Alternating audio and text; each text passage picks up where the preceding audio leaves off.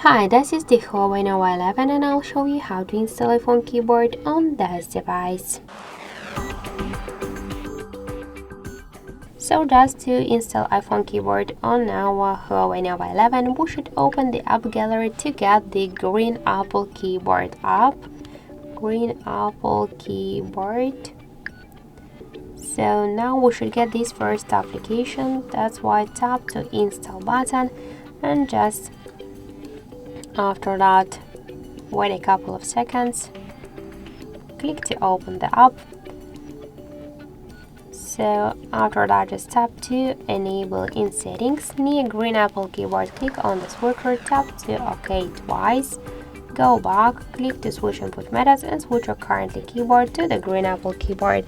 Now the process is finished, so let's just check our new keyboard and we could see that this keyboard is so close to the iPhone 1 as all of the emojis. So that's it, thank you for watching, and if you find this video helpful, leave thumbs up and subscribe.